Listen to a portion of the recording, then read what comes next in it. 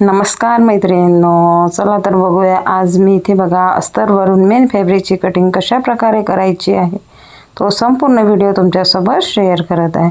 तर इथे बघा मैत्रिणींनो, मी इथे जे अस्तर आहे त्याची कटिंग करून घेतलेली आहे आणि अगदी 5 मिनिटात आता मेन फॅब्रिकवर अस्तर ठेवून कशी कटिंग करायची ते तुम्हाला ते सांगणार आहे। तर स्किप न करता हा व्हिडिओ शेवटपर्यंत नक्की बघा। तर इथे बघा, इथे जी बाहीची बघा, इथे आता जे मेन फॅब्रिक आहे त्या बाहीला बघा धड दिलेली आहे। तर मी इथे बघा मी बाही जे अस्तरची कटिंग करून घेतलेली आहे ती बाही त्यावर ठेवून त्याच प्रकारे मेन फॅब्रिकची सुद्धा कटिंग करून घेणार आहे। अगदी 5 मिनिटात हे कटिंग आपली ब्लाऊजची होणार आहे। आणि जर बघा आता सीझन लग्नाचं सुरू आहे आणि अशा प्रकारे जर आपल्याला अर्जंट ब्लाऊज द्यायचे असेल तर पटकन अशी 5 मिनिटात कटिंग करून घ्यायची आहे। आता इथे बघा, इथे हे जे अशा प्रकारे जर ब्लाऊजची कटिंग केली तर आपले बघा एका तासात 10 ते 12 ब्लाऊजची कटिंग होणार आहे। तर इथे बघा मैत्रिणींनो, मी इथे जे बाह्या इथे ठेवलेले आहे त्यानंतर त्यावरूनच आपल्याला जे मेन फॅब्रिक आहे ते फक्त थोडं अंतर आपल्याला जास्त घ्यायचं आहे, म्हणजे पाव इंच जास्त घ्यायचं आहे आणि इथे बघा याची कटिंग करून घ्यायची आहे। तर बघा, जर सुरुवातीला बघा तुम्ही जर सुरुवातच आहे तुम्ही जर सुरुवात केलेली आहे शिवायला आणि इथे बघा आपल्याला जर समजत नसेल की आपण जे ब्लाऊजची कटिंग आहे ते कशी करावी, तर आपण सर्वात आधी पेपरची कटिंग करायची असते आणि पेपर कटिंगवर जेव्हा फिनिशिंग येतं तेव्हा नंतर मेन जे अस्तर आहे किंवा मेन फॅब्रिक आहे त्यावर कटिंग करायची असते। तर इथे बघा मी इथे अस्तरची आधी कटिंग करून घेतलेली आहे आणि आता इथे बघा जे मेन फॅब्रिक आहे त्याची कटिंग अस्तर ठेवूनच करून घेत आहे।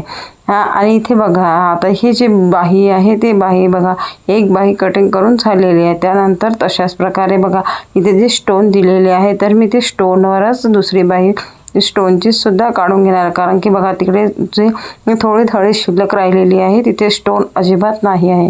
तर मी ते बघा दोन्ही बाह्यावर इथे स्टोन यायला हवं यासाठी मी अशा प्रकारे बाह्याची कटिंग करून घेतलेली आहे आणि जो प्लेन भाग आहे धडीचा तो इथे वेगळा शिल्लक राहिलेला आहे।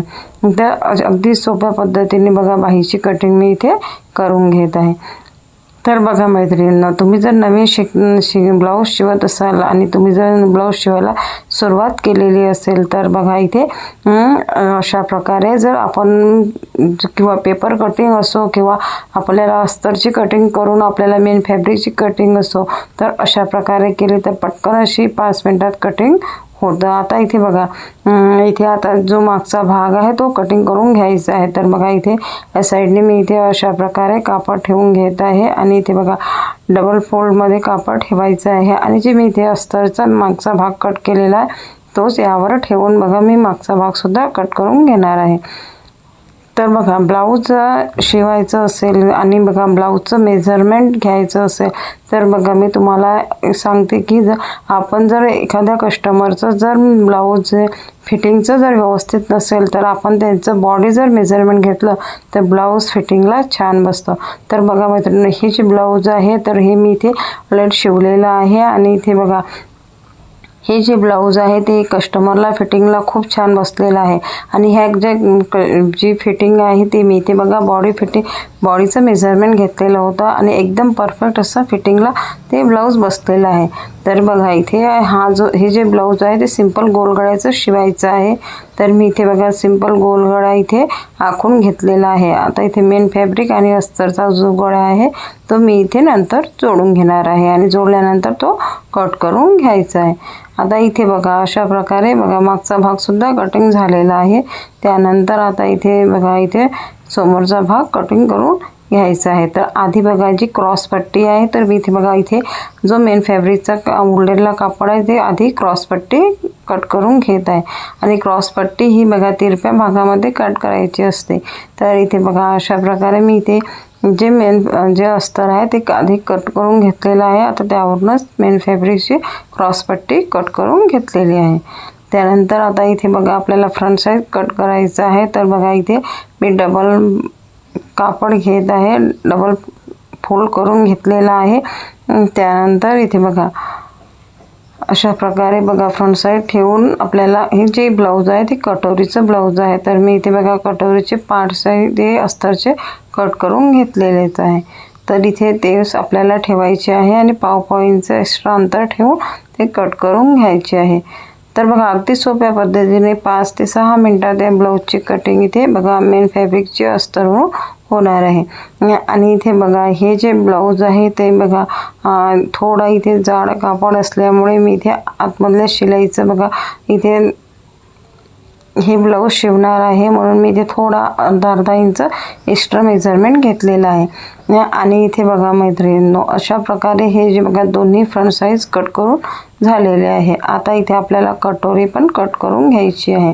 तर बघा कटोरी मी आधी अस्तरची कट करून घेतलेलीच आहे, तर त्यावरूनच बघा तीच कटोरी इथे ठेवून मी इथे मेन फॅब्रिकची सुद्धा कटोरी कट करून घेणार आहे।